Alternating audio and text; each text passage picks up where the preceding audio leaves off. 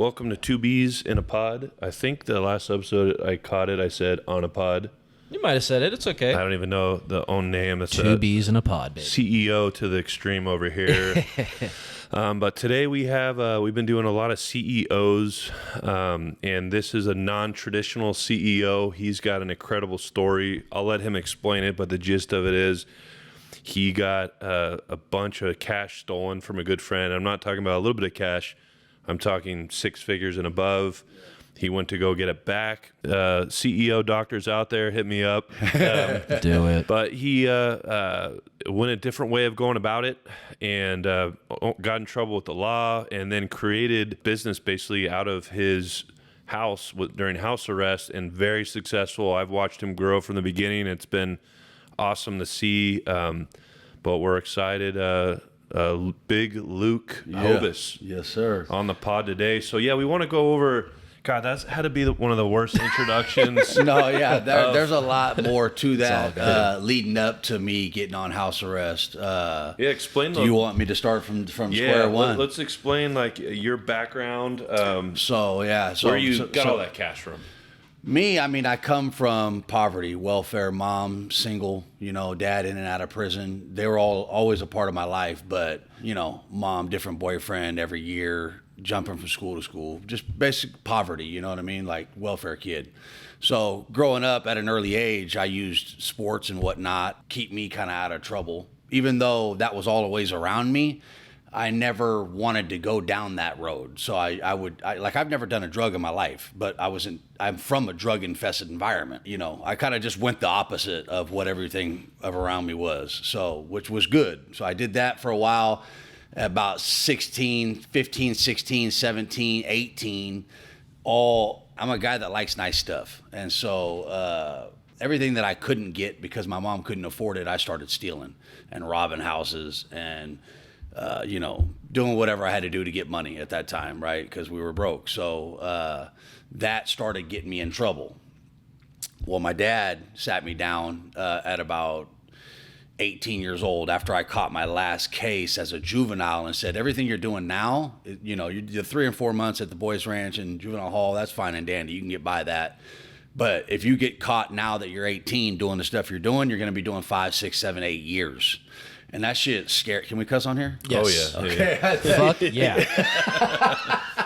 So that shit scared me straight, right? Because I've watched my dad do, my whole, basically up to that point, 18 years of my life in and out of prison.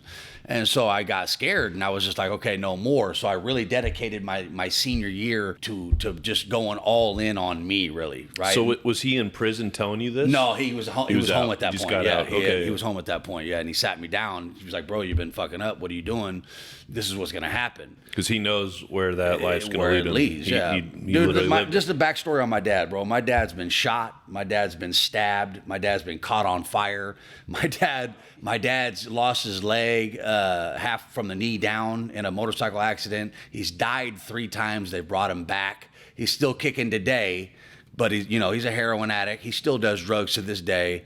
But in my mind, my dad's immortal. I mean, I was going to say, I think he's a part of the Justice League. Everything you're saying, I'm like, who's he fighting? The Human Torch? Superman? What's happening here? He's a rare human being, right? But drugs and violence and those things took him down a path that really cost him a lot of potential and a lot of what he could be in life, and so because he has a lot of talent, he's got a lot of potential, but he just never pursued that. He always was chasing women, doing drugs, a lot of violence and things of that nature, always carrying a gun. So, my dad's, he really probably has a lot of regret. He's getting ready to, he could go at any day now. He's old, you know what I mean? But he don't go to the doctor. So my dad's going to be one of those people that maybe die in his sleep or something like that. Like you never know when he's going to go. But my dad was my hero growing up. He would come home from jail just yoked, huge, buff, right? So that's where I got my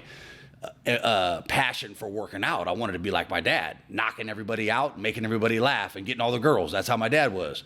And I would only see him for, a month here, or two, and then 3 years would go by, and then I'd see him for 2 months, and then, so I always had that fiend for more. I never got the whole aspect of my dad. But anyway, so when he sat me down and told me, what you're doing, you're going to end up going to prison like I did, I got really scared. So that was the first time really in my life that I sat down and said, all right, I'm going all in on me. And that was my senior year of high school. I actually started my senior year in juvenile hall. So that about 3 weeks of it, started my senior year in juvenile hall. I got out and I was boom. It was just, I didn't miss a day of school that whole year. And I used to skip school and all that. Baseball, I graduated on time because I went to night school and everything. And that season in baseball, I was a baseball fanatic. I played baseball. I was all city. I was a Capital Valley Conference MVP, Optimist Team All-Star. You name it down the line, I did it, right? I broke school records. I didn't do anything prior to that, so I didn't have any offers to go to school. So I had to go to the JC route. Well, when you're a kid with no money and you're in junior college and you're going to school at 7 a.m, and you're carrying 24 units, and then you're going to baseball practice, and then you're going to lift weights after baseball practice, and now it's 7 at night, you haven't eaten all day because you ain't got no money, right? That's not going to last too long. I made it last about 19 months though. And finally, my car got stolen in junior college, and that kind of gave me an excuse to say, is it time to find a job, man, and do something else? You know what I mean? Like, I'm living with my girlfriend who's she's 16 at the time. I'm 19 because we were in high school together. But her dad found out that I was sleeping in my car and going to school and playing baseball. And he's like, dude, move in with us. So he let me live in a room, rent free at his house while I went to school. But when that happened, it kind of gave everybody an excuse to say, Luke, what are we doing? At this point, it's time to get a job, and let the dreams kind of. Maybe it's not in the books for you, you know what I mean? And so I had to give that up, which reluctantly I did, because I felt like I could at the minimum go to school for free through baseball, right? But now it's a whole different generation now. You're thinking this is back in 2000. So now I don't even look at degrees and certificates as anything but pieces of paper. Your resume is who you are pretty much. You know what I mean? Like what kind of results are you getting in life? So, but at that time, putting things on paper, I was a nutrition major, and I wanted to get all those degrees and certificates and all that stuff. So I reluctantly stopped going to school and got a job. Well, it was actually the best thing that ever happened to me, because once I got a taste of getting money the legal way, it opened my eyes. So I got a part-time job, and then from there I went and I got a full-time job. And I bought my first house at 20 years old, right? So I'm still on that all in on me method, right? A few years go by, 25, I got 3 homes. I'm on my way to being what I want to be, as a multimillionaire. What were you doing for work? I was the same job I have now, running a bread route. So I was making 6 figures at 21, 22 years old, but I was good with my money. The first thing I bought when I got money was a house, because I never had a stable residence. So that was the best thing I ever could have did, though. I bought a house. Then when 2008 hit and the recession hit, I bought another house, right? And then I bought another house. So then I'm 25 years old. I got 3 homes. I'm on my way to being a multimillionaire. So about 5 years goes by, I'm flipping houses, I'm renting houses, blah, blah, blah. Me and my girlfriend at the time, the one that I lived with for a while she was in high school with her dad and all that, we break up. So that's 10 years I felt like just wasted, right? So that kind of changed my mindset for living for the future to living day for day. So then I start partying, I start chasing women, I'm not doing nothing illegal, but I'm just kind of getting off my path that I want to be on. And by this time, a few months goes by and I meet the girl I'm with now, but I still keep that same mindset, live for the day, nothing lasts forever. That's kind of the way I was thinking, right? So 5 or 6 years go by, I'm just stagnant, not doing nothing, you know what I mean? I sell a house, I let one go into foreclosure, and I keep my main house and whatever. So I wake up one day, this was 3 or 4 years ago, and I'm thinking, and I'm looking at, and I'm like, I'm not nowhere near where I want to be. You're like, what happened to that dude that you were, we're trying to chase we're trying to chase the ultimate success, millions. I want millions of dollars. I want the house I want to live in. I want success. I want happiness. I want it all. But I stopped chasing it. I got stagnant. And when I woke up one morning and realized that, then I started looking for shortcuts. Because like I said, I come from the ghetto.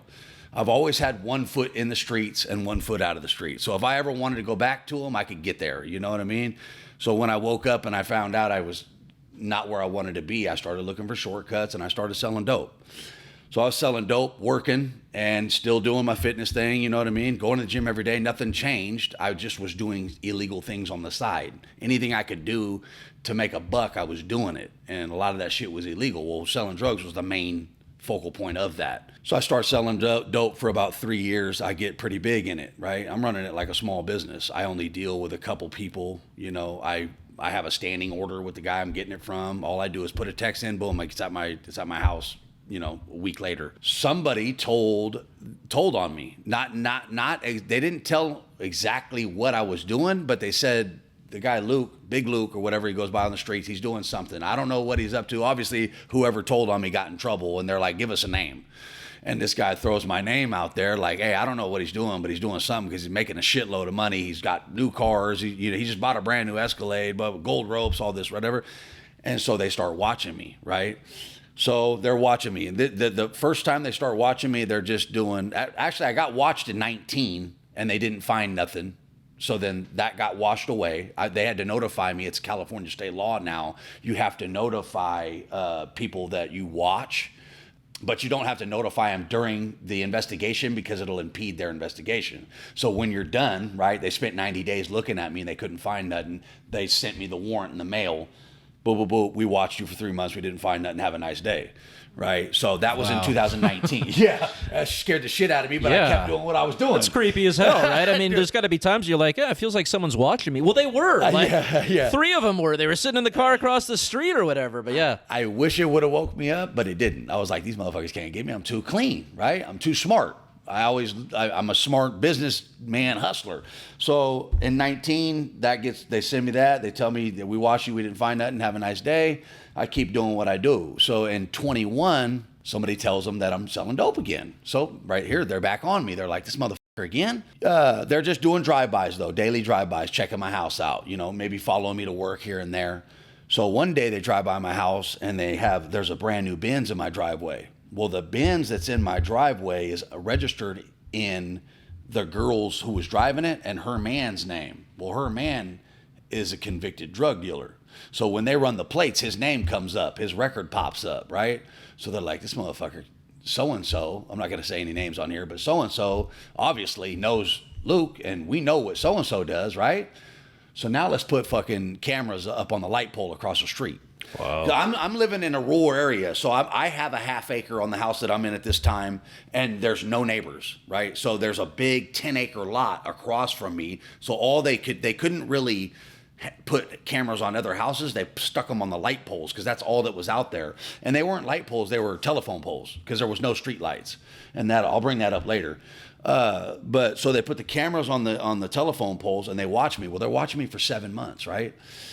This is 2021. They're watching me. December 6th of 21, my house gets robbed. My house is under surveillance by the police the same day, right? They had been watching me for 60 days or whatever. So my house gets robbed December 6th. Come to find out, I paid $10,000 to somebody. No one was telling me who did it, right?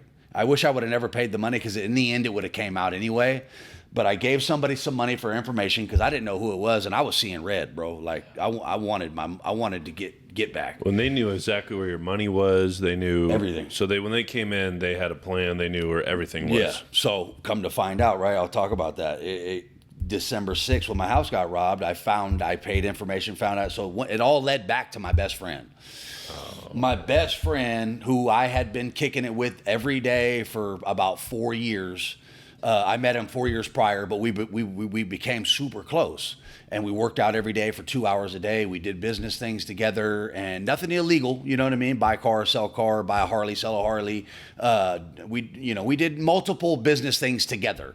Never once, did I ever rip this dude off. Never once did I ever step on this dude's toes. Nothing. I'm a respectful dude. I get my own money. I don't need to have my hands in other men's pockets, right?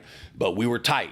I spent more time with this dude than I probably did with my girlfriend at the time. 2 hours a day, every day, 7 days a week. You know what I mean? When you hang out with somebody like that consistent, you talk about things that you probably shouldn't, right? So, and I am thinking this dude's my right hand man. We're super tight. So now, I'm bringing him in on things that I'm doing that I probably shouldn't be doing. He's knowing what kind of money I make, and this is all leading up, and it's probably creating a lot of animosity. It's probably creating a lot of jealousy. I went out and bought my girlfriend a 3-carat diamond VVS. You know what I mean? Like big baller type diamond. It's a rock. And that was the first time that I kind of sensed a little animosity, you know what I mean? And it's not that I tried to create that with him. It was just, bro, I'm going to do what I do. You know what I mean? Like that. I'm a guy that likes nice things. I like to spoil my girlfriend, but that was the first time that I actually kind of seen some animosity in him. But that led to him robbing my house. And because he knew exactly what I was doing, where I put my money, how much money I probably had in there, they were in and out of my house in 2 minutes. Did they know, was there a safe with a code or all that? So I had a safe. He knew my safe wasn't bolted down. And this is the one thing that I paid the person for information, how I knew that they knew he did it, because there was only 2 people in the house when I told him my safe wasn't bolted down, because we were back there and I was getting money out of it, and he shook it and it wobbled, right? And he goes, "Damn, bro, you don't have your safe bolted down?" I was like, "Nah, I didn't want to drill in my tile. I had some nice tile in my laundry room." I was like, "Nah, I didn't want to." Again, I'm confiding in this dude because I trust him, right? So I was like, "Nah, I didn't bolt it down because I didn't want to drill into my tile," right? Well, he sees, there's stacks of money in there, bro. At that time, at that day, I would probably say I had $200,000 in there cash. You know what I mean? On top of drugs and guns and 100-round magazines and everything a guy would want. And so the person that I paid the money, they knew that he had said that to me. So where they got that info, they couldn't have known unless they were around him talking about it, because it was only me, him, and my girlfriend in the house when he told me that. And my girlfriend remembers that day like it was yesterday. She was like, "I remember him saying, 'Damn, your safe ain't bolted down.'" So he knew where it was, he knew how to get to it, and he knew people that had enough balls to come do it. Did you, when it happened right away, did you suspect him at all? I didn't, not at all. Yeah. I was suspecting people that needed the money. You know what I mean? My guy had bread. He gets money. He's not broke. I mean, he wasn't getting money on my level, but we're not in competition, bro. We're trying to bring it. We're rising together. You know what I mean? And so he knew exactly how much money was in there. He knew how to get to it, and so he told a couple of guys that actually lived in my town at the time, "Hey, this dude," they actually told him that there was like $500,000 in there. Well, really they got the safe. They were in and out in 2 minutes. There was there was probably $60,000 worth of drugs in there. There was $120,000 in cash. There was 2 AR-15s with 100-round drums. And they just took the whole safe. The safe was about my height. 2 people could move it, right? They backed in, kicked the side door to the garage open, clicked the garage door, rolled it open, backed the van in, threw the safe in, gone. 2 minutes. I mean, it was planned and plotted. I got to give them credit. Did you have? I was going to say it's almost impressive. I did. Yeah. I did have cameras, right? There's no street lights on my whole. Remember, I was talking about. There's no street lights on my whole street. It's pitch black, and my cameras were night vision, but they knew where the cameras were. So every time they went by a camera, they ducked their head, and they had hoodies and stuff on, right? And there was only 2. There was a driver and the dude that kicked the door in. So they got the safe. I don't know who's doing it. I'm blaming everybody, but I'm blaming family. I'm like, the only person that could have got this was somebody who knew where my safe was at and knew what was in it. So I put it out on Instagram and I put it out on social media, which was the stupidest thing I could have ever done. I'm seeing red. And you're not thinking straight. I'm not thinking straight at all, bro. I put it out on social media. If I had to do it over again, I would have never even said a word about it, and the truth would have came out probably 2 weeks later, and I would have got my money back. And nobody would have known that I know who robbed my house, and very few people would have known my house got robbed unless these two idiots are running around saying they got me.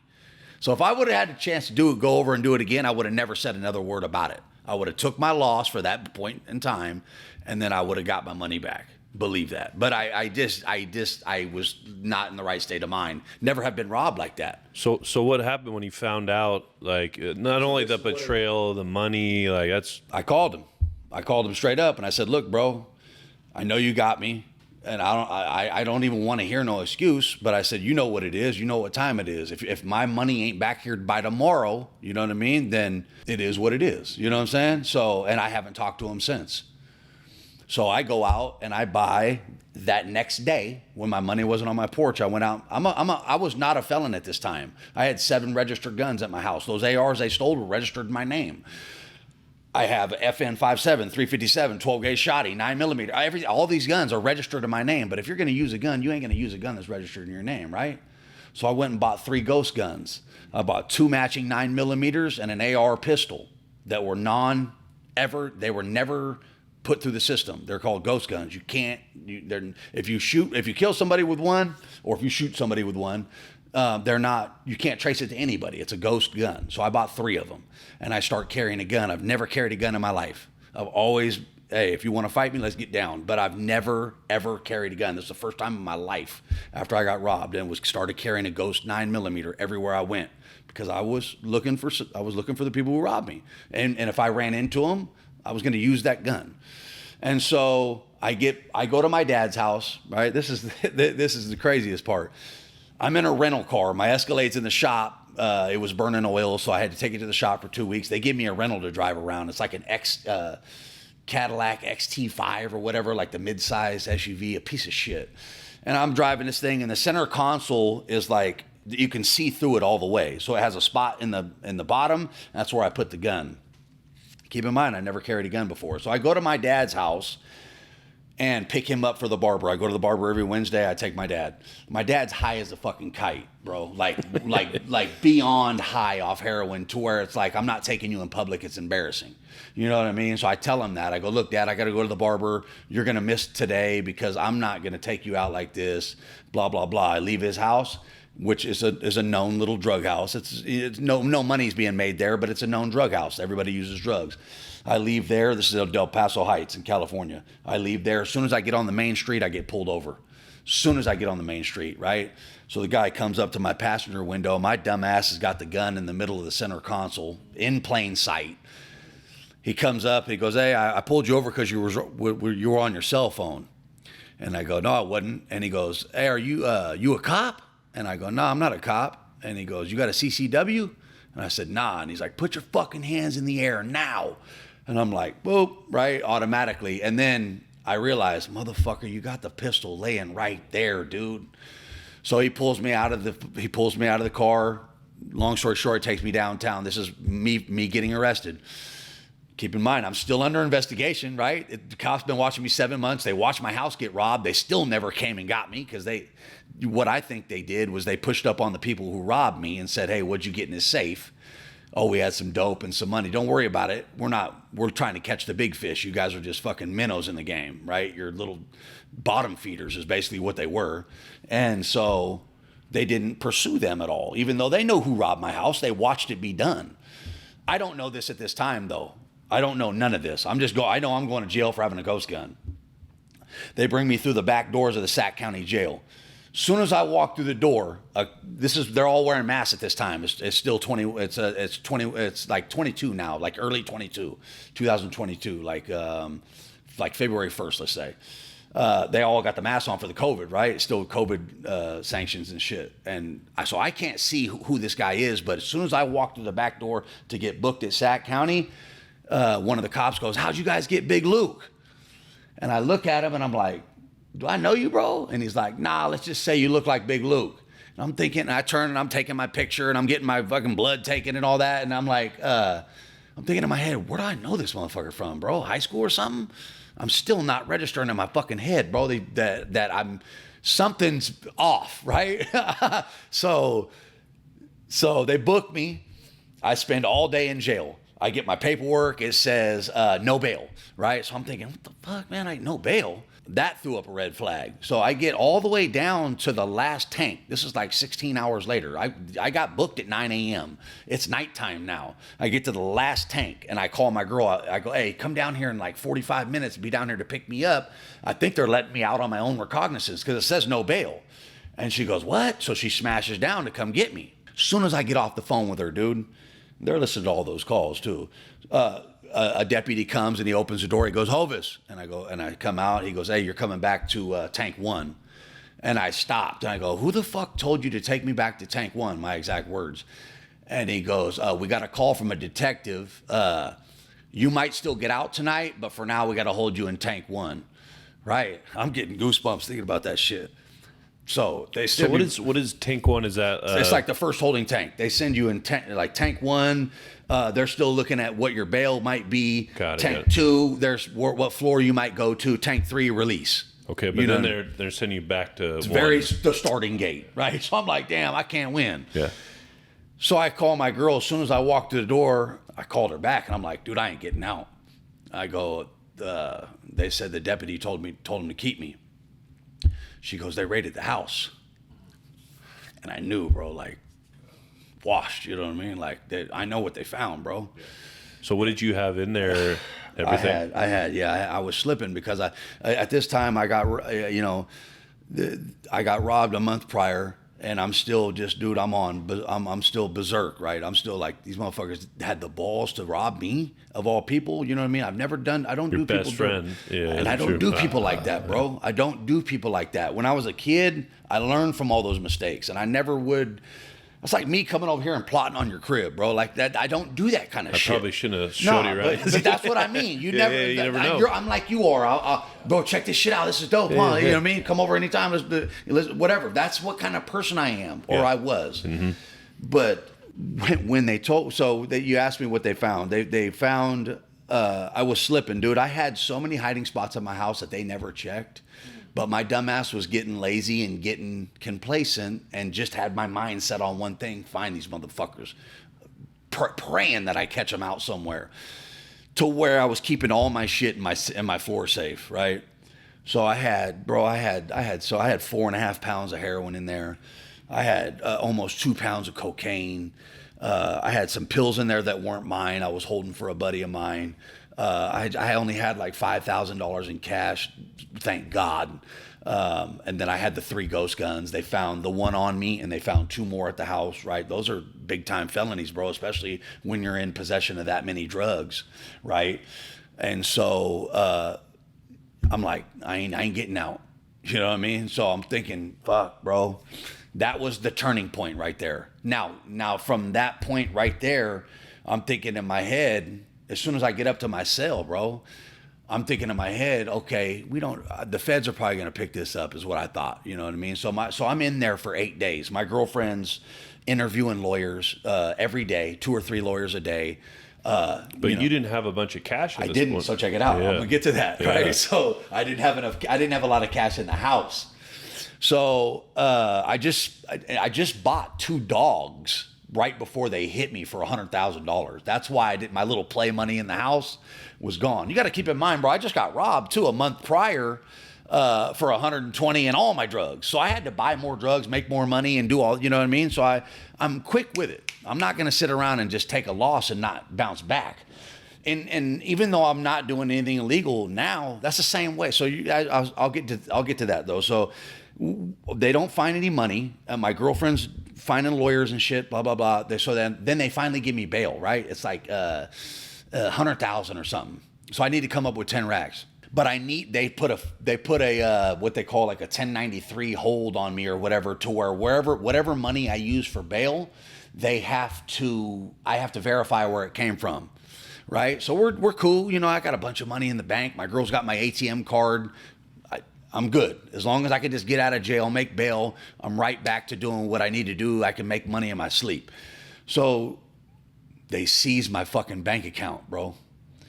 That was the next step they did. So I finally got out. We proved $10,000. Right? Was that the feds or was no that state? Wow, state. I'm going to tell you why the funds. feds didn't pick it up. Yeah, I'll get to that too. Yeah. So I get out of jail. They seized the bank. As soon as I get out of jail and spend $1, I finally got out of jail. We proved where the money came from. I got out and I bought a new cell phone because they seized my cell phone. So the first thing I did when I got out was get a haircut and get a cell phone. And so I went and bought the phone. It was $1,000, brand new iPhone or whatever. I go and try to use my ATM card again right after that, bro, within 30 minutes. Can't even remember where we went to, I think to get her gas or something. Wouldn't go through. So I call the bank, right? I'm like, why is my card not working? We can't tell you. You have to come down here. Bro, I'm like, oh, hell no. So I had $313,000 in the bank, bro. They snagged it. They seized all that shit, right? We're talking about getting me for money laundering, saying that I made all that money through real estate and that I fixed up all the houses that I have ever sold in my life with drug money. And that's how I was laundering my money, right? But that's all bullshit, bro. I never sold drugs until about 3 years previous to that, right? So the little chump change that I had and I was making my bets with and all that, that was drug money. That's fine, because I do sports gambling too. And so, okay, you know, you got at least $140,000 in drugs, or you know, and all the shit you took from my house. They took my gold rope that was $20,000. They took a bunch of shit, right? You got at least $120K. That's about what I have from drug money left from after they stole my shit. We're even. Charge me with it, you know. But they came and they got me for everything I had in my bank too. So you got robbed. From Yeah. both, But let me take one step back. The 7 days when I was in jail, waiting for bail, is when I decided, bro, if God, if you get me out of this, if you just get me home so I can fight this on the streets, I promise I'll never fuck up again. I said that, bro, every day. And I came up with ways to make money while I was in jail, right? So I said, when I get out of jail, we're doing a meal prep company. When I get out of jail, I'm doing my fitness company. When I get out of jail, I'm going all in on my dogs, right? So I started 3 LLCs the week I got out of jail. But I created all this shit in 7 days. So as soon as I get out, boom, they seized the money. So now I'm like, fuck, what do I do now? I ain't got no money to start. You know what I mean? That's what I started from dirt scratch, February 14th, 2022. And the day I got out, I walked through that door, it was nighttime, and I told my girl, I said, I don't know if I'm going to jail for the rest of my life, but what I do know is that there ain't gonna be another fucking second wasted of my life, and I'm going all in on me. That's exactly what I told her. You know what I mean? And she just broke down in tears. We both did. And from that day, bro, that's why I put, like today was my 597 straight workout. I haven't missed a day at the gym since I got out of jail. And I started the fitness company like I said I was going to do. I started the meal prep company like I said I was going to do. And I started my dog kennel like I said I was going to do. And bro, and literally in 19 months, I shit you not, dude, I've turned myself into a millionaire. And I'm going to sell the house that I bought in March or April of next year for $1.5 million. I paid $900,000 for it. I'm going to make another $600,000. And I started from the bottom. But the only thing I did different was I cut the illegal shit out, obviously, but I stopped being half-assed, bro. I stopped being that 75%, 1 foot in, 1 foot out motherfucker. I was just like, I'm doing me, and I'm betting on me. It's like going to the window, bro, and putting your life on the line and said, here, this is what let's put it on, give it on Luke. I want everything I own, everything I got, put it on Luke, and riding it till the fucking wheels fall off. And that's what I'm gonna do, bro, for the rest of my life. And that's where we are today on the podcast, talking about motherfuckers bouncing back. I thought this was a couple of years ago, but this is no. Man, so I did. So moral of the story on that whole story is what I got out of that case. I pled guilty to possession of heroin for sales, and I pled guilty to possession of an assault rifle while in possession of narcotics. And doesn't that carry like a minimum 5 year? Or yeah, it was they were trying to give me 7 years. Let's give a shout out to your lawyer. Yeah. Well, I don't even want to say his name, but no, it was a man. Fuck, dude saved my life, and I thank him. I've probably thanked him 10 times since I've been out of jail. I would say his name, but he's got enough going on. He's way successful. We actually live in the same town now, you know what I mean? And so anyway, that dude, he's a great guy though. And the reason why that she picked him over all the lawyers she interviewed the whole time I was down, like I said, is she said that she actually felt like he cared what happened to me. And after he came and interviewed me in jail and shit, right? And then they talked after that, and he told him, he was like, man, this dude's got his head on right. And because I'm not a bad guy, I was just trying to get money, man. Like, I'm addicted to success. I really am. It's not the money. It's about my last name and digging it out of the grave and not going and making my family proud, my grandma proud, my aunt, my dad, my mom, you know what I mean? Because we all come from the bottom. So I want to be that guy that people can turn to when they need a couple bucks or a place to stay, like I have been my whole life. But that means a lot to me. You know what I mean? Just being that dude that people can go to and rely on if need be. But so yeah, they got me. They were trying to give me 7 years. I had 9 felonies. Which even 7 years doesn't seem like a lot for. Nah, everything. And I was willing to do it. Yeah. I was willing to do it. So do like 3.5, 4 years. Nonviolent. Yeah. I was going to do 3.5, and I was like, hey. And the whole year I was fighting the case from February 14th of 22. I think we settled like February 3rd of 23. They never came off that 7 years, but my lawyer never blinked an eye. He's like, bro, I was getting scared, bro. Like, fuck, okay, 3.5, you know what I mean? How much money do I got saved up? I need to put it away. And so I could at least have my home when I get out. But he never blinked an eye. He's like, don't even worry about it. We're going to file a motion. We're going to do this. We're going to change DAs. We're going to change judges. But you had no priors as an adult. None. So that probably saved you. I had a shitload of juvenile, like we talked about, but I had 0 adult felonies. So that's good then. I mean, that's Hella probably what good. saved you. And I had the same job for 20 years. Wow. Even though I was selling dope, I kept a job and I was paid taxes and I had money on paper. I wasn't just this derelict drug dealer like most are when they get popped. And so anyway, I'm fighting the case this whole time and the feds get involved. They want me to tell, it's Department of Homeland Security. They want me to tell where the drugs came from. Did the feds get involved because there's guns? No, they got involved because they want to know where the drugs came from. So the heroin that I had was uncut heroin, which means there was no fentanyl in it. You guys know fentanyl is huge right now and it's killing people. Well, real heroin addicts don't want fentanyl. They want heroin, but it's almost impossible to find these days. So the cops are looking at it like, how in the hell is this guy the only dude we've come across in the last 5 years that has raw heroin? You know what I mean? And they're like, he must be dealing with somebody big time, right? So they came at me with a proposal. Hey, you tell us where you got the heroin from. We'll drop every charge. We'll give you your guns back, and we'll even give you your money back. I said, nah. Yeah. I said, I can't do it. Yeah. And the reason, and I didn't tell them this, but the reason why I can't tell, not only one is my pride and ego. It's probably the strongest part about me. But your life. That too. I mean, I don't know if it would have went to that extent, but they never asked me to sell drugs. I came to them to sell drugs, right? They have nothing to do with this, man. They supplied me what I asked for. Now, if these dudes came to me and were like, here, sell this shit or we're going to kill you. Yeah, okay. You know what I mean? Motherfucker might be like, man, fuck them. You know what I mean? But it was my doing. So why would I drag another person with me down? You know what I mean? I would have been up, but everybody would have known I was a snitch, right? And I can't live with that. And you want to look over his shoulder. That too. Every morning I look in the mirror. Every morning, dude, it's a ritual of mine. I look in the mirror and I ask myself, did you give yourself everything you had yesterday? Or are you going to give yourself everything you had today, right? Well, every time I look in the mirror, if I tell on somebody and they're doing life in prison, I don't know if these dudes got kids and shit, right, bro? Like, I can't live with that. So I turn that down, not knowing what the outcome was.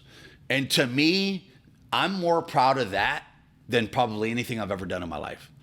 Because I know for a fact 99.9% of men in my shoes in that situation right there would have folded like a fucking lawn chair and took their $300K back and took their guns back and walked scot-free and told on the motherfucker where the drugs came from. I know that. I would have done it. You know what I'm saying? I probably would have done it. I'm not a snitch in general, but I'm saying, like, you give him, like, do you want all this stuff back? Do you want your life back? Yeah. I kind of do, yeah. And this guy, whatever. It's not my fault that but like you say, I do think there's a lot of, I'm impressed. Your self-awareness, putting it on you. You know what I mean? Like, I sought this guy out. I know a lot of people aren't going to think like that. They're just going to say like, no, I'm going to take care of myself. Exactly. So that is very impressive. Kudos to you for So that. like I said, I mean, that to me is I stand on that because I talk a lot of shit, bro. I'm on Instagram every day talking about who I am and what I do. And you have to fucking stand on those words, bro, or you're a fraud.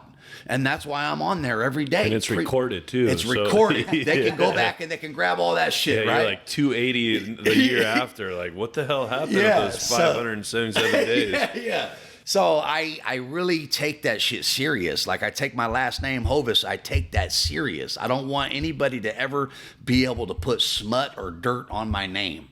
And so turning that offer down, not knowing the outcome, is probably the biggest thing that I've done in my life that I'm most proud of, bro. And your supplier is probably really proud of you for doing that too. Me and him, I haven't talked to him since, Yeah. and he probably don't want to ever talk to me again. You know what I mean? But I know he knows that old boy stood tall. Yeah. You know what I'm saying? And I know everybody knows, unless they're just haters and they're running around talking shit. But anybody that knows me and knows that case knows nobody did a day in jail over that case but me. And that's something I'm proud of. So bro. what happened? He got everything just to probation? No. Oh. So I or took house arrest. Yeah. I took the final deal that they came with was, and we jumped on it hella quick because it was pretty much everything I was asking for in the beginning, but they never came off of it. So they went from 7 years for the whole time. They said, okay, check it out. We'll give you a year on ankle monitor, 2 years formal probation, and a 5-year suspended sentence. So a suspended sentence is, if I get in trouble in the next 2 years, I'm going to prison for 5 years, right? And you do the ankle monitor year. Now, I was supposed to do a full year on ankle monitor. I only did 7 months on ankle monitor. They fucked up the time or gave me half time or whatever. So I got lucky again. You know what I mean? I did 7 months of the year. I'm still on formal probation. I had to P test once a week.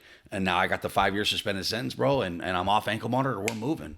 It's game time. You know what I mean? Like, I got past that, bro. The biggest hurdle I've ever had to jump in life. I walked through it like it was fucking nothing. So I got to ask you, from my perspective, right? The friend that told on you, right? Yeah. Does that I whatever don't know happened? who that is. I never found out. So another thing. Wait, you never? I never found out who told.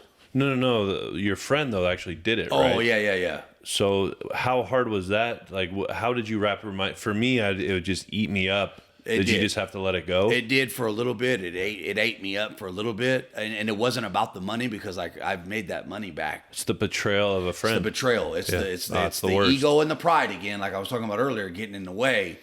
And at some point, bro, you have to ask yourself, like, is doing what you want to do worth fucking going back and sitting in that cell? Because you know what that feels like.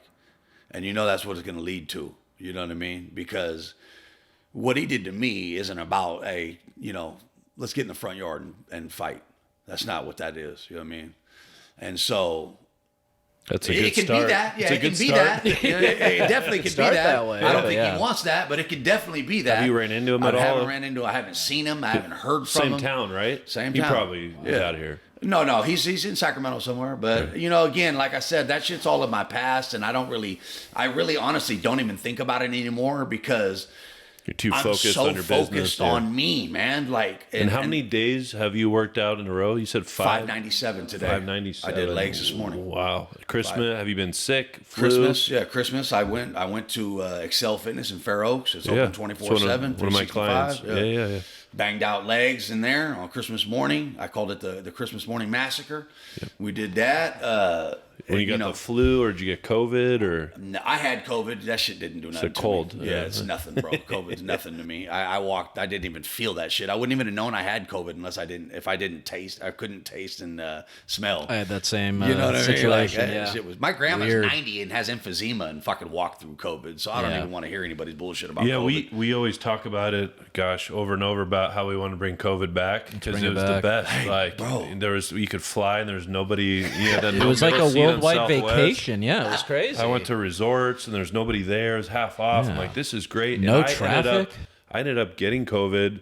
I'm that guy that if I'm going to get, it's like my back. Like, I can't just get a little tweak. You got hit by hard. Oh, I had pneumonia. Yeah. They almost had to drain my lung. I was in the hospital. But even all that being said, it was worth it. That pain for that month, we all got in the house for, what is it, a year and a half, however long it was. We all had it for about that first month. But I mean, how long and it was the whole brutal. COVID thing? It was like a year. I mean, Almost 2, bro. So we had it in March of 2020, and then again in like January of 2021, right around Christmas time. That was when I lost my sense of smell and taste. So we had it twice, but we but even with getting pneumonia in the hospital, all that, man, I could, no one in the middle and Southwest flight. I could fly anywhere I want. I went to all these resorts. Our house is, we have Totos, right? You know what a Totos is? It's the non-toilet paper. It's the, it's a bidet. It sprays up. It's a bidet. Yeah. So it sprays up and down. It's got all the buttons. It's got the dryer button. Yeah. So like toilet paper, we don't even use don't toilet even need paper. it. During the toilet paper shortage, we were fine. Yeah. What's going on? What's the loved it. problem? I don't really like seeing that many people. So I'm like, this is great. And I launched a CBD business and everyone was freaking out over having anxiety. I'm like, here, I got some gummies that'll help you. So There was a lot of money made. I loved it. A lot Oh, it was of money. great. And a lot of companies pivoted. Yep. Yeah. And then now that we're back to normal, they still have that income that they had to Yep. navigate to make their business work. Yeah. And now they got that additional revenue. It was put a great. lot of backs up against the wall, and people were like, "Okay, we better figure it out, or we're gonna sink." Yeah, And I loved it. We Hustlers flourished are with always it. gonna make Yeah, it, I love you know what I mean? And then, so tell us about your business. I want everyone to know kind of, I mean, it's amazing you've made that transformation. I mean, I'm just listening to this. I'm motivated. I'm like, man, I'm about to do 100 push-ups. This shit's real, bro. It's real Yeah. life. And so my fitness and mindset company is something that I've pretty much been preaching the same talk for my whole life. You know what I mean? I'm a very positive person, motivational person. You know, Sucker Free Fitness is my brand, and I made that name up probably in 2004. You know what I mean? So it's been around for a long time. I've kind of just been building my brand. I kind of wanted to, when I was younger, I wanted to open up my own gym, but there's no money in gyms, so I never got around to doing that. And so when the online coaching thing got big, I'm like, that's the ticket right there, because I feel like when it comes to fitness and nutrition, I can stand in any room with anybody in that industry and hold my own, whether it be as far as body goes, workout knowledge goes, nutrition knowledge goes, whatever. You know what I mean? So I'm really firm on that. So I'm like, dude, all I need to do is, you know, I got the blueprint. I actually went to San Diego and sat down with a guy named Wes Watson. I don't know if you know him or not, but I don't really talk to the dude no more. But he kind of gave me the blueprint and the outline of how to do on the business aspect of it. That's all I really needed, right? So I went down there and chopped it up with him for a couple weeks, 2 different occasions, and he laid it out for me, dude. And I hit the ground running. And Sucker Free Fitness has been around for so long; it already had a little bit of traction.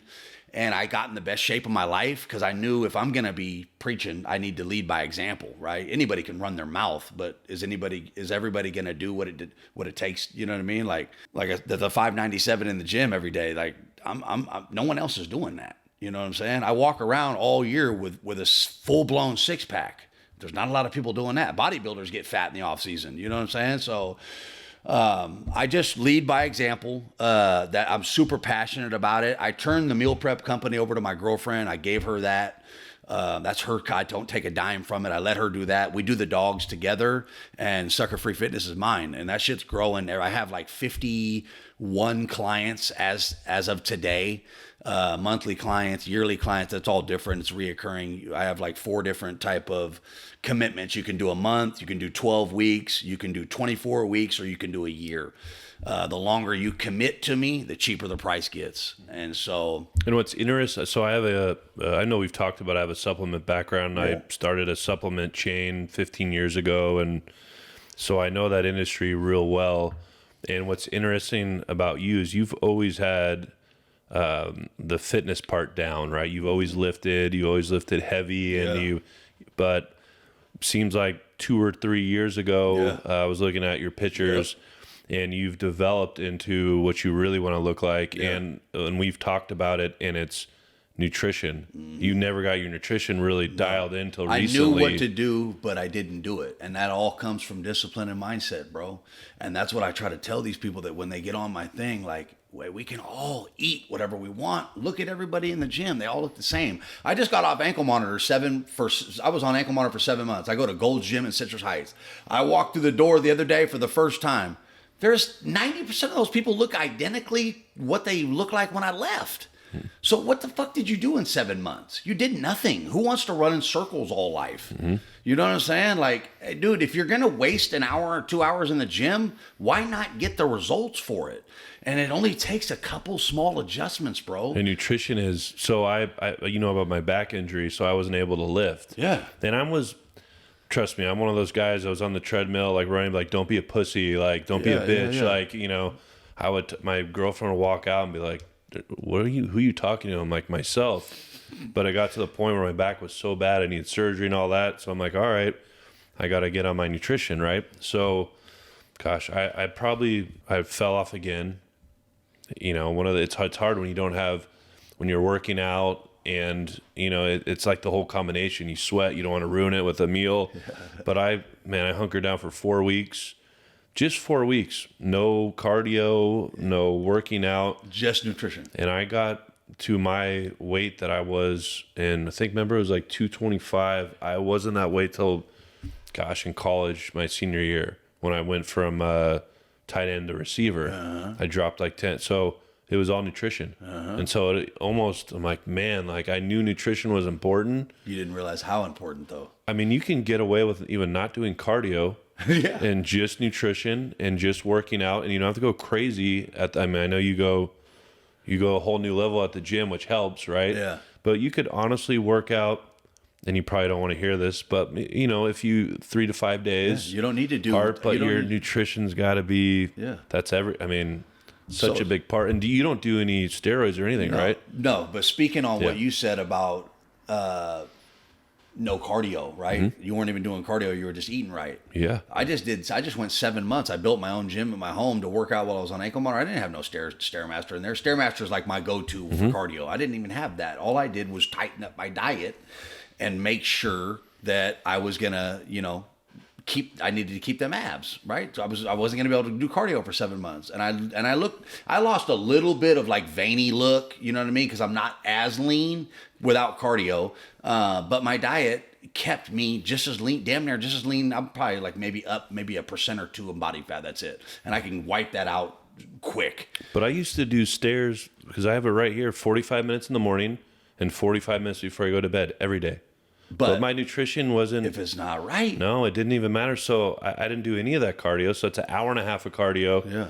No cardio, but tighten up my diet.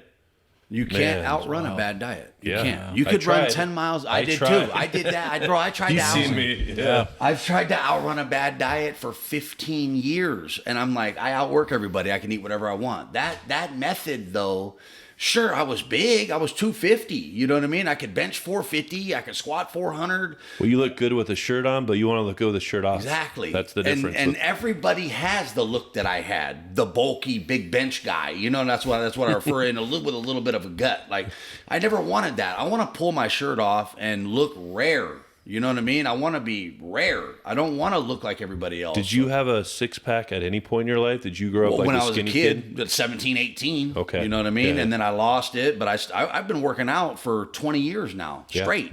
But I just, like, my dad was like, if you want to be big, you need to eat big. And so I would eat like a maniac, bro. 5,000, 6,000, 7,000 calories a day, whatever I wanted. I would eat damn near a Ben & Jerry's ice cream every night right before bed, probably for 3 years straight. And I wasn't fat. I had that layer of fat over me my whole life. And so when I got out of jail, it's like, dude, like, start being the motherfucker you talk about being, right? And it's not like that I wasn't. It was just that I wasn't giving it everything I had. And the last little nut and bolt that I needed to tighten it down was discipline, bro. Yeah, and nutrition. Nutrition and is that's where it's at. Nutrition. And you've never touched, like, I did a little steroids and shit. Everyone's done that in their 20s and their. Well, no, I've always been scared of drugs. I never wanted to put drugs in my body, but as a youngster, I did do some pro-hormone shit. You know, the over-the-counter bullshit, bro. Yeah, I know all about that. Bro, Speaking of raids. Yeah, right. So yeah, you told me about that. Yeah. But the over-the-counter shit, I don't want to say where I got it from, but it was just like a local fucking supplement shop. And Max Muscle. I think I'm like 24 at the time, right? Yeah. And I'm one of the strongest dudes around, and I'm like, dude, I want to get bigger. I want to be bigger. I like everybody. So I go in there. I go, what's the strongest shit you have in pill form? So he gives me this pro hormone shit. I go home. I take it. Is it Trend Extreme? No, I can't even remember what it was, bro. But this was years ago, probably like 2008, maybe 11. I was right. Right around in that area. Right in that thing. Yeah. So, right, they're putting shit out that probably shouldn't be legal, right? It's gray area. Gray area, right? It's like SARMs. I don't know that. I'm just like, what do you got? This dude's a pro bodybuilder. He gives me the shit, and so I go home and I take it for like 2 months. And my bench and all my lifts go up, and but again, my nutrition shot, so I don't really see much, but some fucking water retention and all that as far as looks goes. So I take it back, and I'm like, this shit it's all right. I got a little bit stronger on it. And he goes, dude, don't take it for the 8 weeks that it suggests. Take it for 16. So it says take it for 8 weeks and stop on the back. He's like, take it for 16. You're fine. You're fine. You'll be all right. So I go home. I take that shit, the next batch for 16 weeks, right? My fucking nipples got sensitive, bro. And you can't really see it unless you look close. But this right nipple is puffy from that fucking pro hormone bullshit that this dude told me to take. And I'm thinking this legal over-the-counter bullshit. But that's the most... that's as far as it's gone, as far as drug use goes. But other than that... my test levels are like 712. Oh wow! Yeah, so you're not gonna get. How old are you? I'm 40. But when I do get low test, I'm jumping on test. Mm-hmm. I don't give a fuck what people. And I tell that to my clients that are coming in and they're tired and shit. And I'm like, bro, have your test levels checked. If you need testosterone, get it. That's what makes us men. You know what I mean? You're not going to fucking have the motivation to get up and go if you got test levels like a 68-year-old man. It's true. Especially not with what I want you to do. You know what I'm saying? So I always lean in. I always say, go get your blood done. And if that's the route you want to go, do it through your doctor.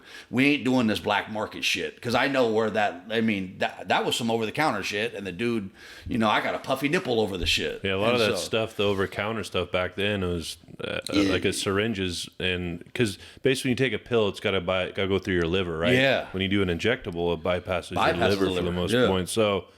a lot of those pills weren't the greatest for you, but they're like, oh, you buy it over the counter. Yeah. You're fine. So as far as I've read the steroid encyclopedia 3 times in my life. I've always been intrigued by them, but I'm scared of needles. Like whenever I go get a shot, I turn my head. Like I don't like needles, and I've always been scared of doing drugs and getting addicted to drugs. So that's kind of what leaned me away from it. And I have multiple people that have been in my life for 20 years that'll tell you, dude, we've tried to get Luke to do juice. He won't do it. But I'm not against it. When it comes time to doing it, motherfucker, I'm getting on testosterone. Oh, yeah. Because I see what it's doing to these older cats that are just making crazy progress. It's crazy. Your levels are at 720. I've been active my whole life. Yeah. As a 40-year-old, it's usually around 300, 400, 700. 400 is like the bottom. If I ever go below 400, like I had a client a while back whose test levels were like 280, and he was 30 years old. So, but he was fat. You know what leading cause of testosterone reduction, bro? Bad diet. Yep. Liquor.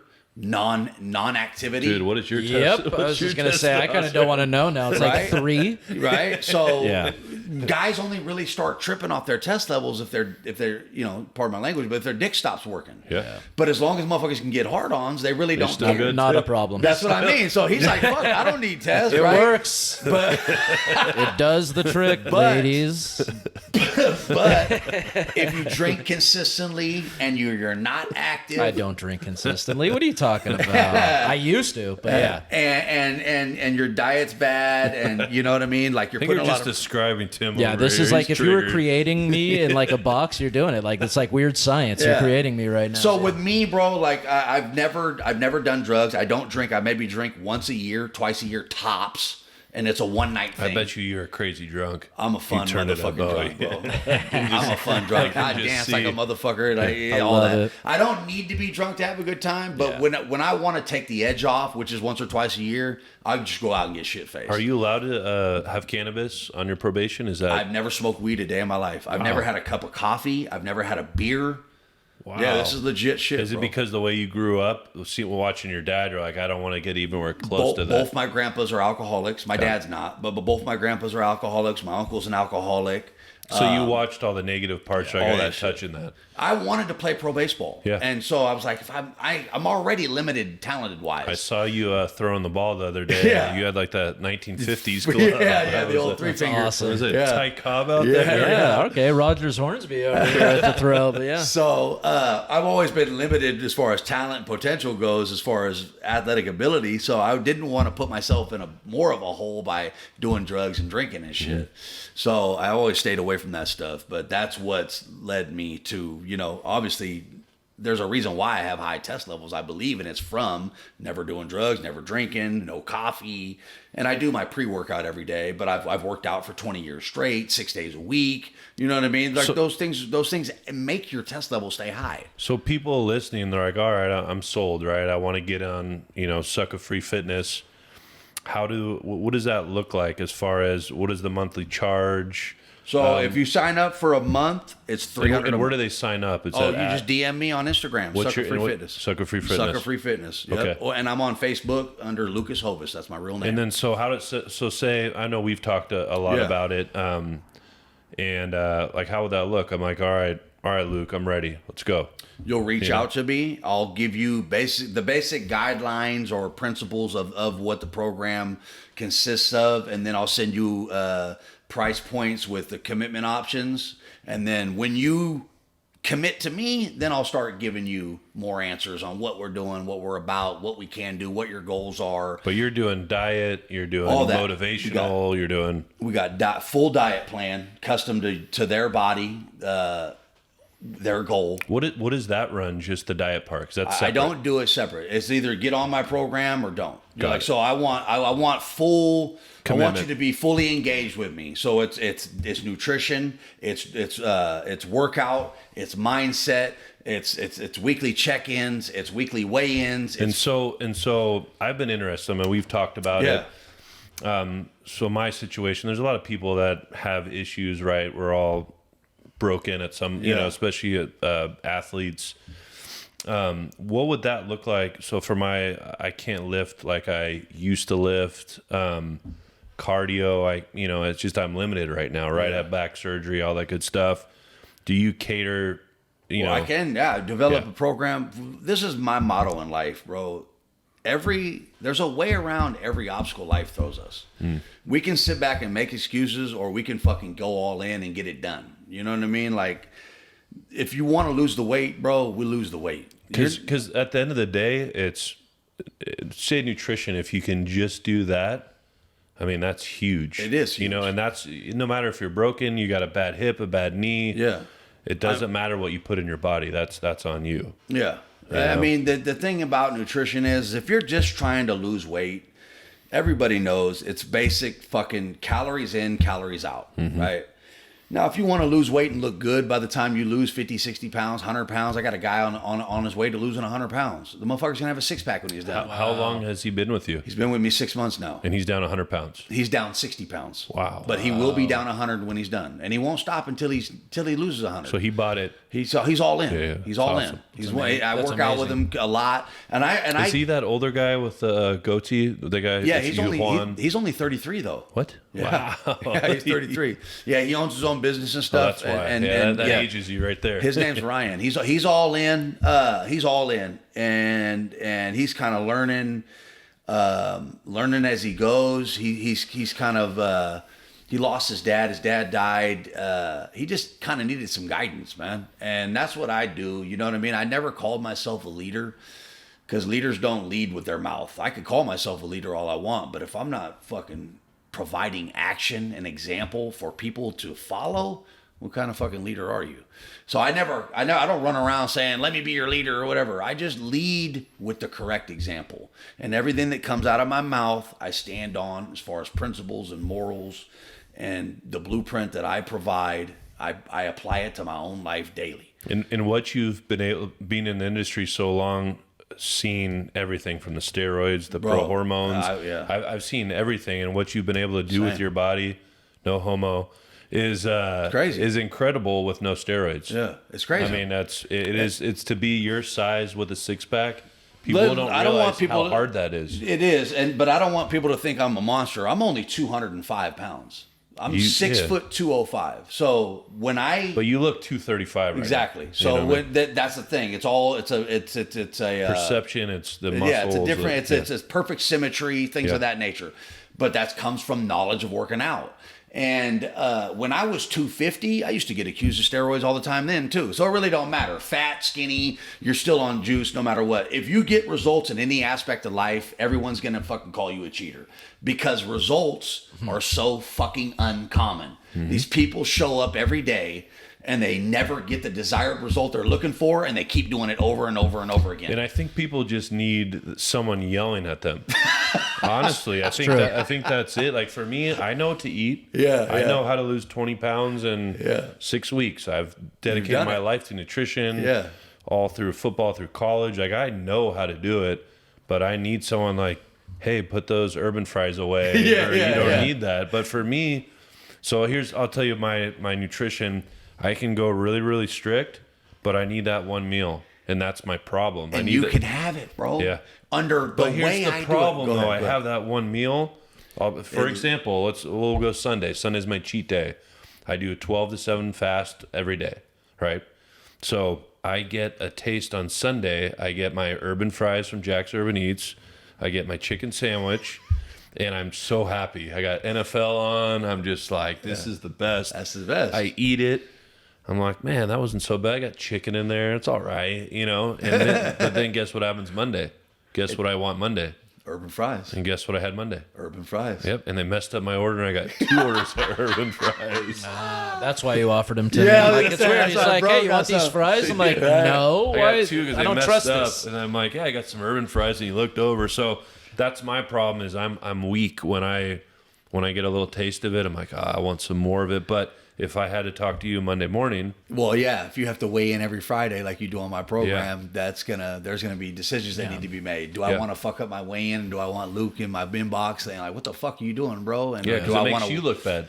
It don't really make me look bad. Kinda, but what it does do is we're wasting each other's time. Yeah. And I'll let you know that we're wasting our time, bro. Yeah. If you can't kick the fucking urban fries every fucking weekend, right? So that's the thing. But the way I do nutrition, I love urban fries. They're really good. No, I'm sure they are. I love French fries.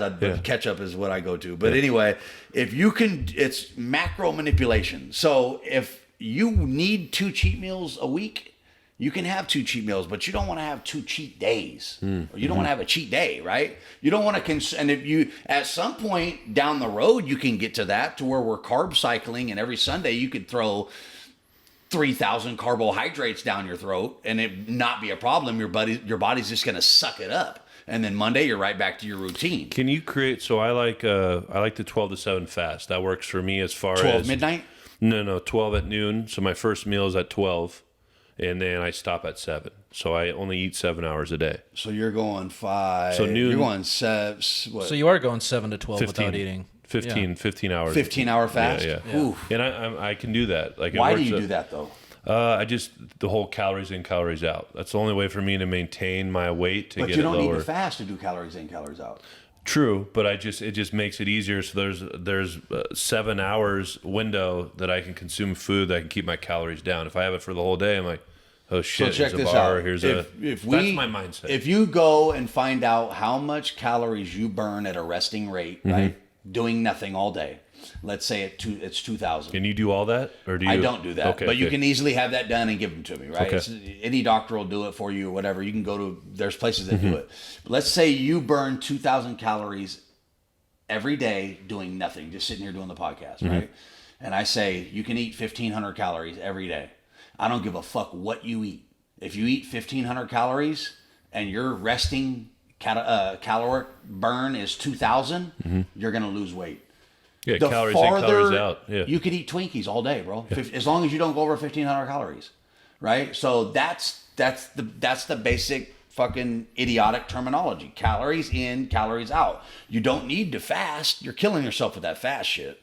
Yeah, it doesn't. It doesn't really affect you. Yeah, it doesn't affect you. I have a coffee at when I wake up 7:38, and then sometimes I'll have a Celsius, and that suppresses my appetite. Yeah. And so my big thing is at night. I love food, so I don't feel the need to eat a ton in the morning. So I'm like, I'll just push it out. I don't really crave food in the morning. Yeah. But here's the problem: is I'm not working out. Mm-hmm. You know what I mean? So when I'm working out, I'm hungry all the time. So it's different, you know? Yeah. That's the thing. When you're working out, you're going to be more hungry, but you got to fight those urges too. Because when you get hungry, it's not your body's not saying, I need to eat. Your body's saying, I'm feeding on fat right now. So if you can battle those hunger pains, bro, your body's going to burn body fat. Mm-hmm. But a lot of people think, oh, I'm hungry, I got to eat. That's not what it's saying. It's saying I'm feeding on fat. And what I like about your plan too is you were really smart incorporating the meal plans into it. Yeah. Because as we talked about, that's such a vital part. And you make it really easy, right? Just eat this at this time, eat this at this time, and just shut up. I can go pretty much. I've done daily structured out routines for people, you know, to where it's like, all right, I want you to eat at 9. I want you to eat this at 12. I want you to eat this at 6. You know what I mean? Whatever. And, like I said, bro, there's a will, there's a way. Mm-hmm. If you really want it, we can get it. I just can't do it by myself. I can give you the recipe. Don't mean you're going to cook the fucking food, right? Mm-hmm. You know what I mean? So I'm going to give you the recipe, but I'm going to make sure you cook the motherfucker right too. And you have the meal service through your girlfriend, or they can. You don't even have to cook it. If anybody needs that, I shoot them straight to her, and then we'll work together with whatever kind of macronutrient plan I have that client set up with. And if they want 2 meals a day, I'll set it up exactly how they need it. If they want 3, or if they want all the meals they need for the week, we'll set it up that way too. So, and I want to bring up. Did you have something you want? I got a bunch of questions. Yeah, but yeah, you've just been talking. No, it's been good. No, I know. Yeah, he's had a lot to say. First of all, what you brought up, like the story in the beginning, is just it's amazing. That's a movie. I'm seeing the movie right now. John Cena's going to play you. Okay, no offense. I was going to say, like, I was looking over for a second. I'm a little nearsighted. I goes, is that motherfucker John Cena? But no, I wouldn't see you if that was the case. But that's the thing, is that like, man, the things that you went through. First of all, when I played football, it was one of those things too. I was on the straight and narrow. I was doing karate. Yeah. Like, it was easy for me to stay disciplined doing those things, because it was one of those things. I wasn't a good athlete. I had to stay focused on working out and doing all those things. But I knew there was no future in it. I knew I was never going to be an NFL football player. I just didn't have the natural things. Like I wasn't quick. Size is. I was 5'9", 160 playing offensive and defensive line, so wasn't going to go anywhere. But that was one of those things, is that it's easy when you have those things to keep you disciplined. Yes. When those things are done,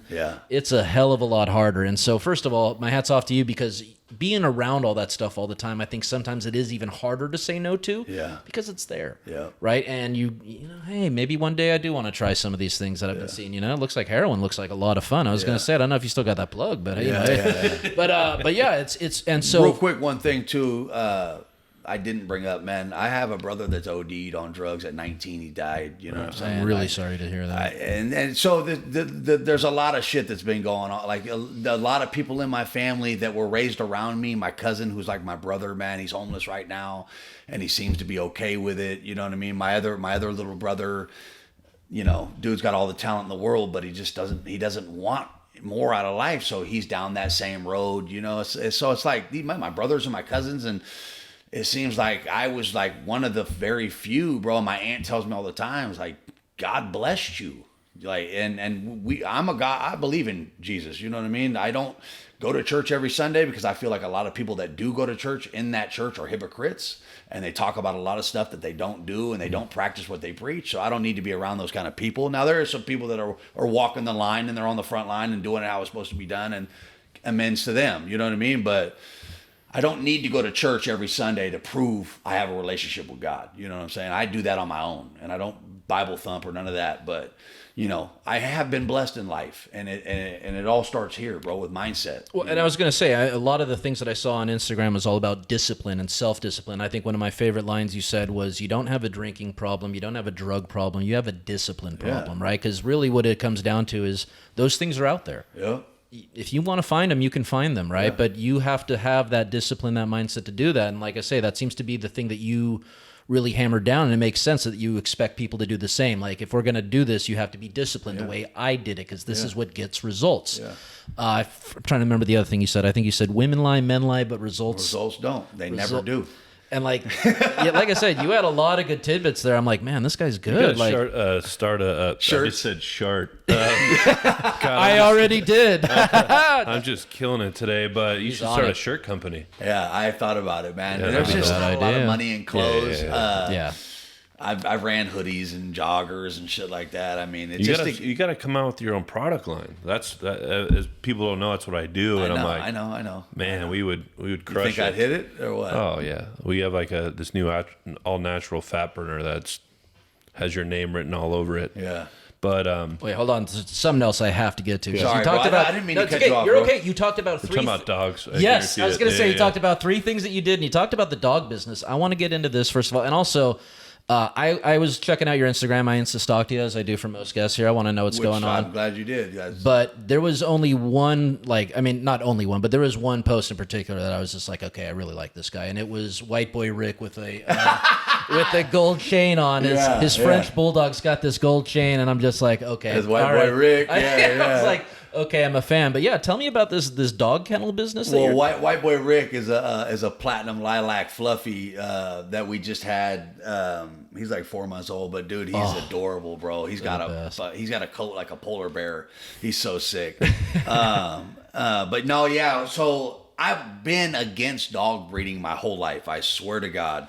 And I don't like the people that do it. I don't want to be involved with the people that do it. But when I was sitting in jail, I said, man, I want to just do things that I love to do, because I'm against drugs. Like, why are you selling drugs, bro? You're anti-drug. You're anti-liquor. Because I was thinking when you're talking about your family and you're all that, I'm like, man, that had to stick even harder. It was just an easy route to make money because I got connections right there. You know what I mean? And so that's why I went down that road. And to be honest with you, I had my dad in my ear like, bro, we could kill it. You know what I mean? Like, I'm not going to lie. Nice father and son. Yeah, my dad's like, bro, you got the money, I got the people, let's get it going. Yeah. And so, it was just a mistake. I don't regret it, though, because like I said, that whole situation I went through, bro, did nothing but spark a fire back up under my ass. And I am the person that I was from 19 to 25 that was on his way to being a real estate mogul and millionaire and successful and having a life the way he wanted it.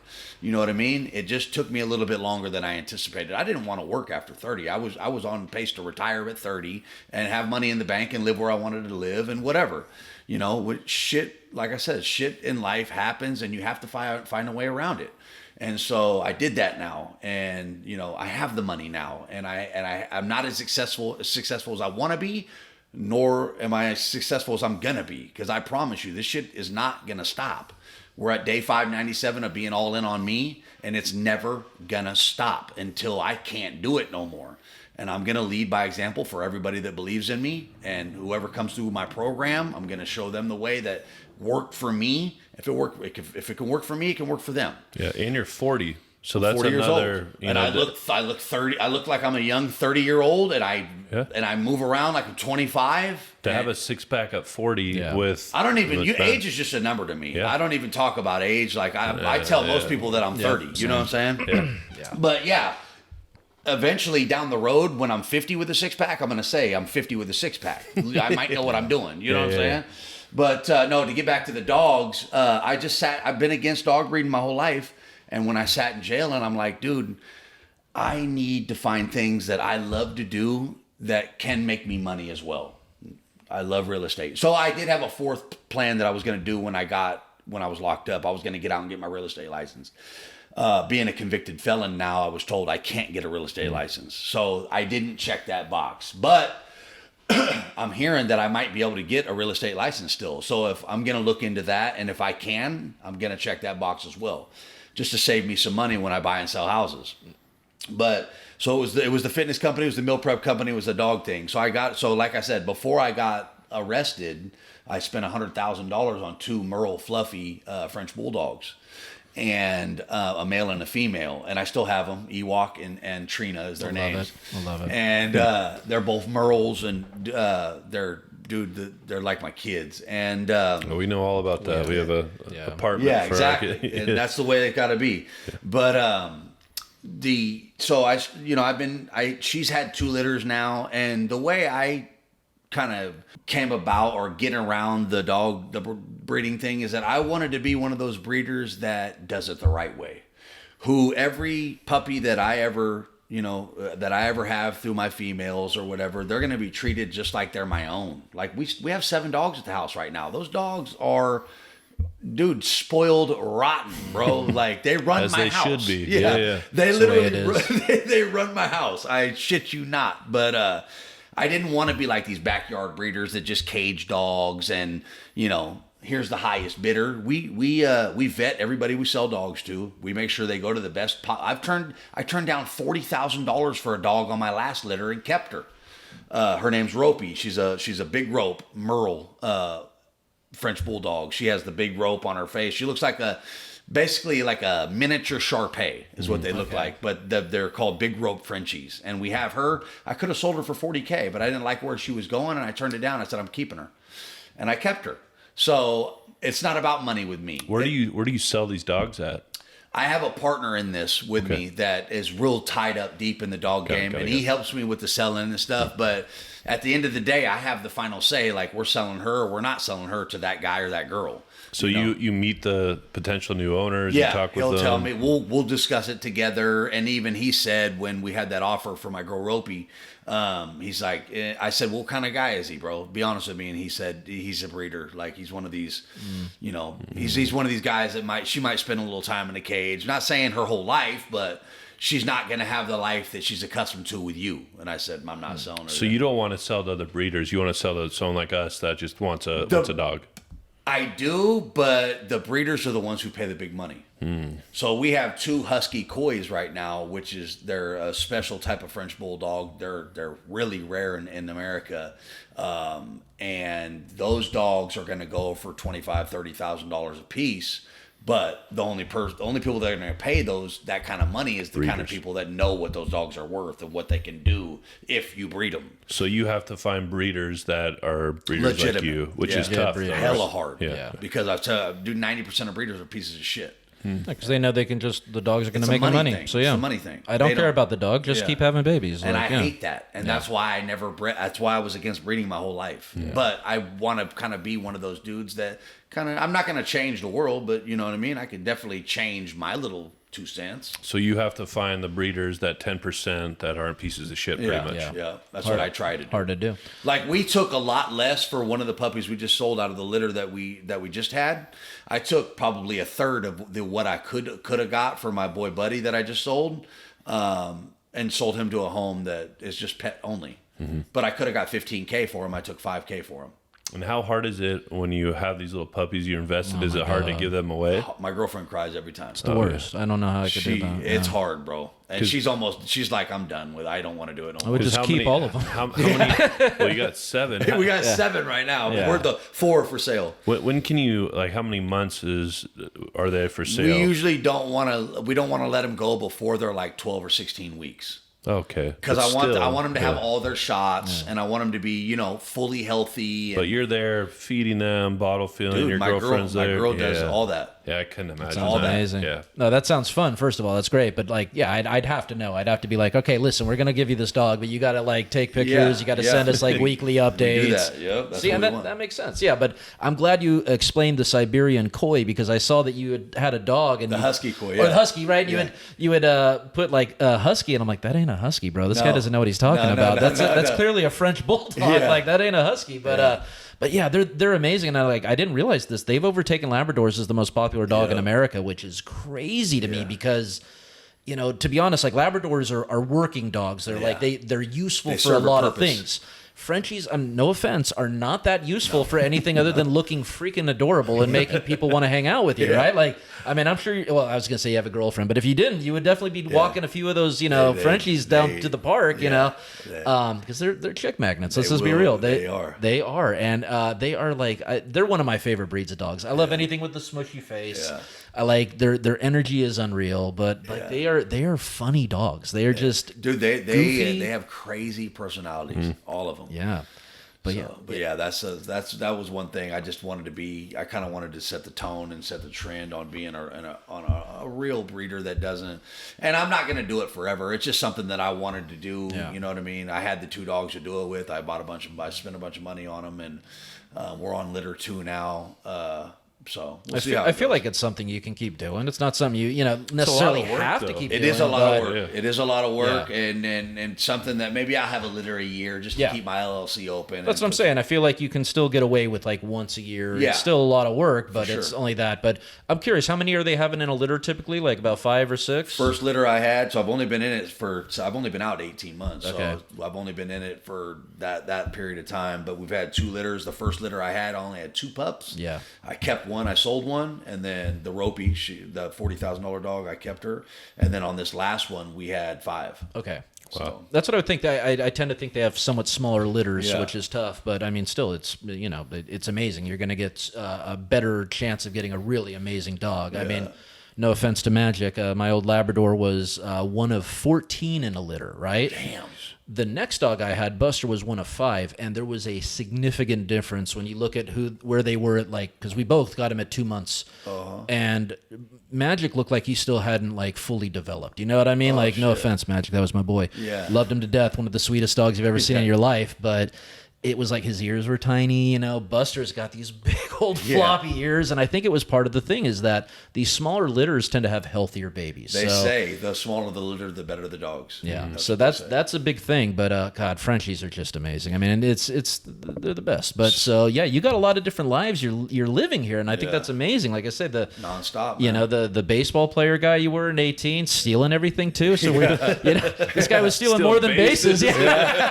Right, stealing signs and posters and everything. Like, what the hell? He's in the locker room going through the. I think you came to some of my parties in college because we every time we'd have a party, who stole that? No, we used to do this thing. Like all my buddies and I, we would drink. Anytime we would drink a new 6-pack or 12-pack of beer, we would cut it up and put it on the wall. Right. So of course you're starting with Miller Lite and Corona and all that stuff. But then by the end of it, we had like 700 different beers, and we're talking every time we'd go to like.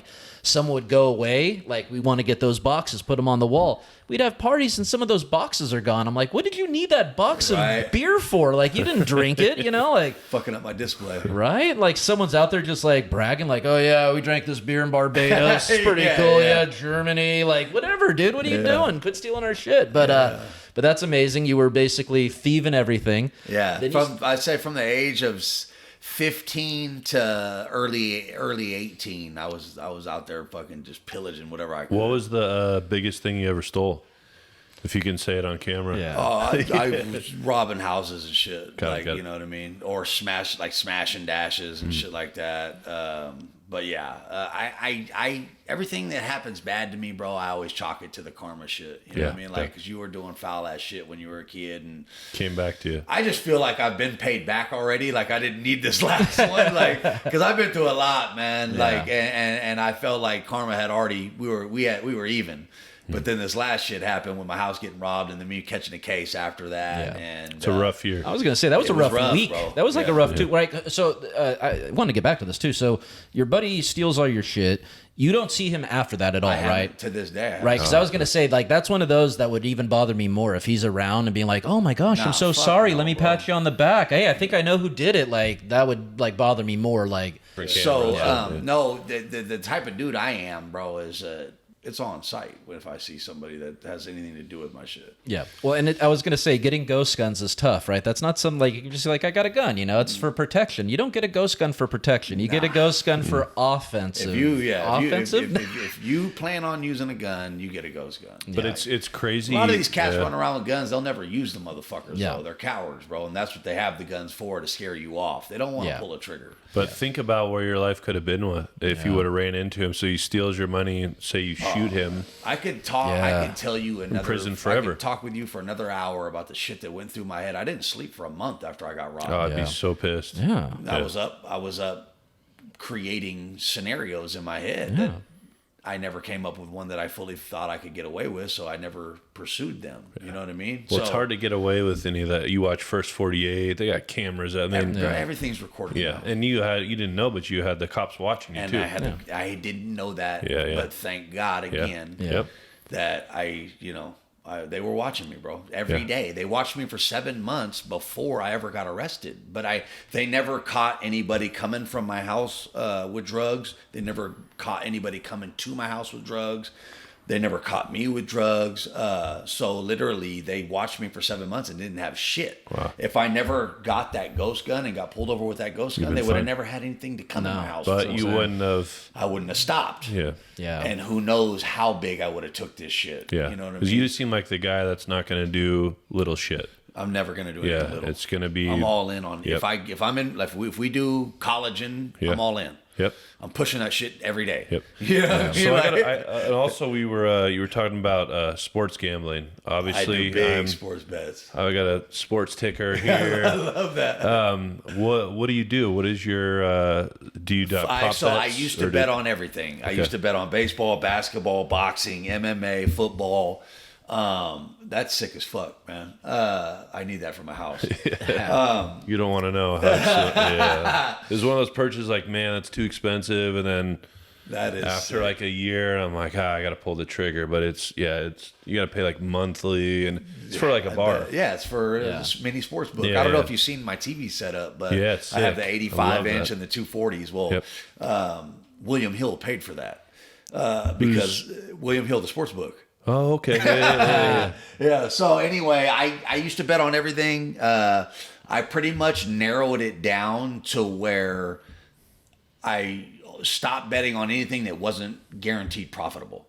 So basically, now I only bet on football and I bet on fights, What do you boxing mean? or MMA. What do you mean guaranteed? Like if are you profitable in it at the end of the year? Got it. So baseball, I would lose a lot. Basketball, Baseball's tough. Baseball's so tough, hard. Basketball's the worst. Basketball's the worst because they don't try half the time. No. And so, James Harden, dude, in Oh, the that's the playoffs worst. killed. Don't even get me Remember started that? on these guys. We all bet on that. So yeah. we were in Tahoe, and it was Game 7. He was with the Rockets. The Rockets, I and we forget, bet the Thunder or over. something. We bet the over on his prop bet. That his points. Yeah. I think it was like 25 or something, wasn't no, that it was high? like 22 or something like that.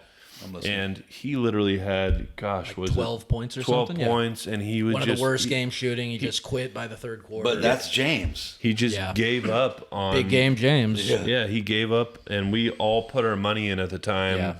You know, our whole money for the weekend on this one game, or just Well, it was watching the him. one that all three of us were like, hey, let's all bet on something together. And we're like, Harden and the points. That's obvious, right? I mean, this guy's scoring 30 a game. So, Oh, he's gonna kill it. yeah. But So I Not guarantee so what much. you're doing now is you're talking to clients, right? Yeah, I'm supposed to be meeting a client at 6:30, but I'm telling her let's do 7. I'm doing a one-on-one. So with my program, you get one-on-one training. You just have to schedule it with me. Got yeah. it. So So I what can't is- meet what- with you every yeah. day and hold your hand. Got it. But if you hop in rotation and start scheduling one-on-ones, we can either meet at my house, my gym, your gym, wherever, and I'll give you your one-on-one sessions. So what is a one-on-one? You work out, or you do Today, like most of the time, I'll work out with you, and we'll go and we'll do a killer workout. But today, I'm just gonna do her workout and just guide her through it and correct her form, and give her certain alternatives she can do if machines are taken, whatever. You know what I mean? it. Spending an hour and a half with me talking fitness, you can't lose. Yeah. You're gonna learn something. All right, tell us about the sports bet. So the sports sports gambling. bet, So they- no, you lost in baseball. So I cut all that shit out because I was I losing just at put it. all the unders in for the playoffs. So Did you? I've been looking at the I figured playoff. The Pitching is MLB. king. Yeah. So I've been looking over here. So you only do football and MMA. I do football and MMA now, and I haven't bet in a couple years. The last bet I put in was Tom Brady for MVP his second to last year, and he fucking should have won it. I remember And that. they robbed him. They Yeah. gave it to Rodgers. Brady led the league in everything. fucking statistical category. And I put the bet in like 4 weeks before the season started. I've never felt better about a bet in my life. I'm like, Tom, this is like his second year in the system. Bruce Arians has an ego to fucking heaven. Yeah. He wants Brady to break every record just so he can say, I was the coach that did it for Brady, blah, blah, blah. I know these guys, right? You know these guys. And Tom's Tom, the greatest by far ever to play quarterback. So I'm like, dude, he's in the system. He's got the weapons. He's got the coach. I love he's saying that right behind that. Right. That's my guy, bro. Yeah. Like Tom. We had his dad on, and it was pretty awesome. Yeah. And then we had original. Yeah. We had David Canales. He's a guy I played in college with, and he's the offensive coordinator. Michigan? For the Bucks. Oh, okay. Yeah. Was he there when no, he wasn't? They fired Leftwich and brought him in. Exactly. Yeah. And he's 3-1 now. Yeah, so. Dude. He's got Baker Mayfield looking good, bro. And Todd Bowles actually looks decent this year. Last year, I don't know what they did. They shit the bed for Brady on that last final year. Dude. But it's crazy that we had him in during, was it just after OTAs? Yeah, I mean, he was in the middle of OTAs. Yeah, Tom Sr.? No, David Canales. Oh, wow, DC. damn. And so he was telling us about who's going to start. Is it going to be Trask? Is it going to be Baker? And was he sold on Baker yet? Kinda. He a little bit. They were switching reps with the one, so it would be every other day. So we had got some inside trader stuff. Yeah, we did. We kind of did. I mean, he was telling us the evaluation process. And then we had a Sports Center like literally an hour later, and they're talking about the Bucks. I'm like, dude, we just talked to him. So it's pretty cool. Dope, man. But so that was the last bet I made, and I felt like that kind of had a lot to do with me getting robbed too, because I was literally about to pay off my house. I had $230K in my safe of just play money, $300 in the bank, and so that money was just fuck around and go make a $20,000 bet, blah, blah, blah, whatever, buy more drugs. It's just play money. It was sitting in my safe. But I had another 50 coming because Brady was dominating. Everybody's like, this motherfucker. You bet 50 grand? No, I bet he was 15 to 1. Because it was preseason. He was 15 to 1 4 weeks before the year, right? And I put $3,000 on him. Yeah. So 15 to 1 is 45 plus your 3, 48,000. Yeah. So they were like, this motherfucker got another 50K coming. What the fuck? This dude just can't lose. And I'm like, hell nah, I can't. Like I'm on top of the world, bro. Like money's coming in abundance. I just bought my girl 3-carat VVS diamond. Like we're killing it. Mm-hmm. So that was the last bet I made. And then I got robbed, and then I went to jail, and then they stole all my money. So I really haven't made any bets in like 2 years. But before that, it was every week. I would drive to Reno to get real tickets because I don't do these underground bookies no more. I got burned on those a couple of times. So I'll drive the 2 hours up to Reno and 2 hours back, make a bet, come back. But a minimum bet for me these days is like $1,000. Yeah. You know what I mean? And then a big bet would be like I've put in $25K on a Tom Brady led team 4 times, and I won every time. Yeah. But I've lost.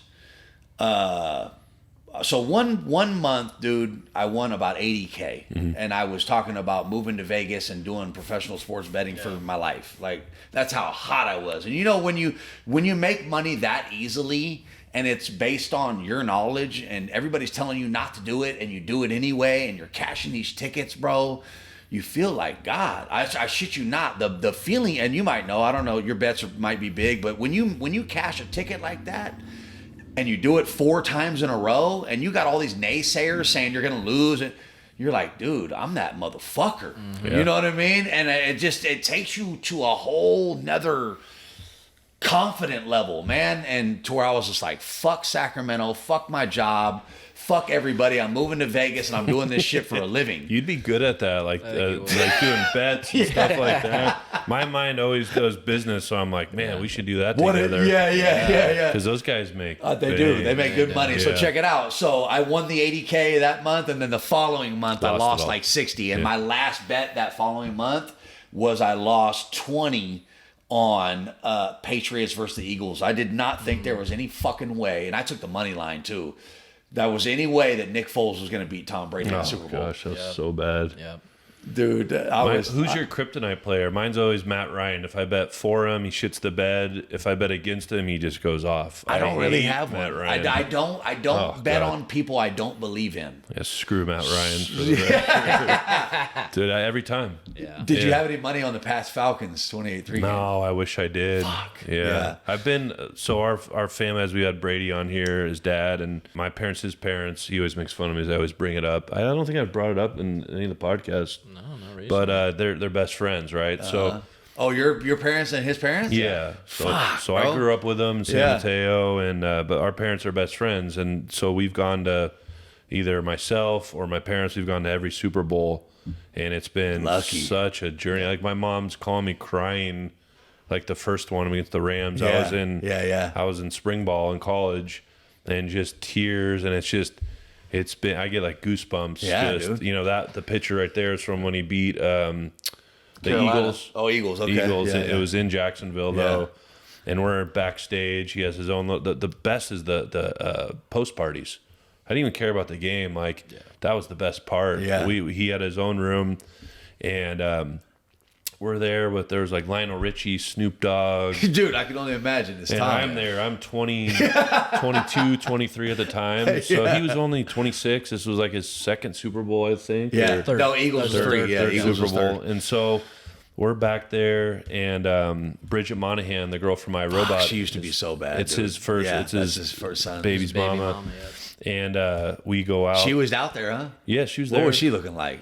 God, it was so many years ago, but she was In her prime at that time? So when I met Giselle and I meet, Yeah. like I have this, they're gonna be just like the sun's gonna come down. Yeah, They're just yeah. normal people. Yeah. You know, I was like really underwhelmed. I'm like, oh, they're just a normal girl. You know? Yeah. But she walks out, and we walk into the post party, and he has his private room with security guard, and she's like, let's go grab some drinks for Tommy.